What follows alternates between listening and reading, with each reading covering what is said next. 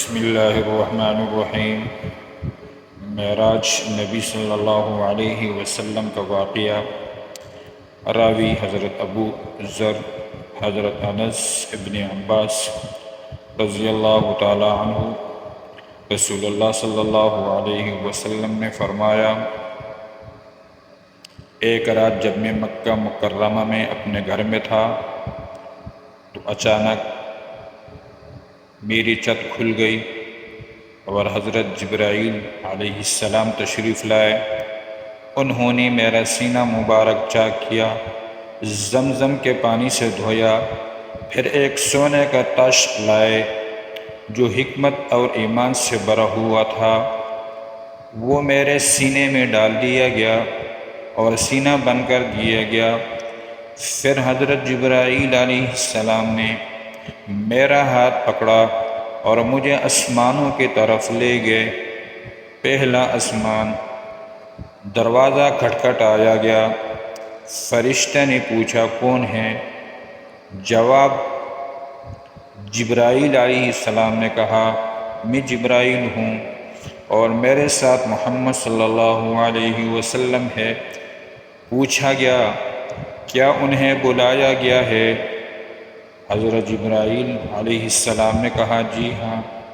پھر دروازہ کھول دیا گیا اور وہاں میں نے حضرت آدم علیہ السلام کو دیکھا۔ ان کے دائیں طرف جنت والوں کی روحیں اور بائیں طرف دوزخ والوں کی روحیں تھی۔ جب دائیں طرف دیکھتے تو خوش ہوتے اور بائیں طرف دیکھتے تو غمگین ہوتے۔ حضرت آدم علیہ السلام نے کہا، مرحبا بالنبی الصالح والابن الصالح۔ دوسرے آسمان پر وہی سوال و جواب ہوا۔ پھر میں نے حضرت عیسیٰ علیہ السلام اور حضرت یحییٰ علیہ السلام کو دیکھا۔ تیسرا آسمان، میں نے حضرت یوسف علیہ السلام کو دیکھا۔ چوتھے آسمان پر میں نے حضرت ادریس علیہ السلام کو دیکھا۔ پانچویں آسمان پر میں نے حضرت ہارون علیہ السلام کو دیکھا۔ چھٹے آسمان پر میں نے حضرت موسیٰ علیہ السلام سے ملا۔ مرحبا بالنبی الصالح والاخ الصالح۔ ساتویں آسمان پر میں حضرت ابراہیم علیہ السلام سے ملا۔ انہوں نے فرمایا، مرحبا بالنبی الصالح والابن الصالح۔ فرض نماز کا تحفہ۔ اللہ تعالیٰ نے میری امت پر 50 نمازیں فرض کی۔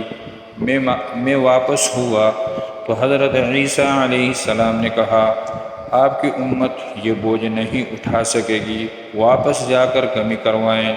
بار بار رجوع کرنے پر آخرکار اللہ تعالیٰ نے فرمایا، یہ 5 نمازیں ہوگی لیکن ثواب 50 نمازوں کے برابر دیا جائے گا۔ سدرۃ المنتہا اور جنت۔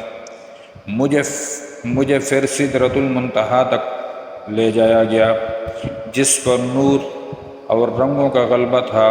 پھر میں جنت میں داخل ہوا جہاں کی مٹی مشک کی تھی اور اس میں موتیوں کی لڑیاں تھیں۔ حوالہ صحیح بخاری جلد اول حدیث 346۔ یہ حدیث شریف نہ صرف معراج نبی صلی اللہ علیہ وسلم کا عظیم واقعہ بیان کرتی ہے بلکہ امت کو 5 نمازوں کا تحفہ بھی یاد دلاتی ہے جو دراصل 50 نمازوں کے برابر ہے۔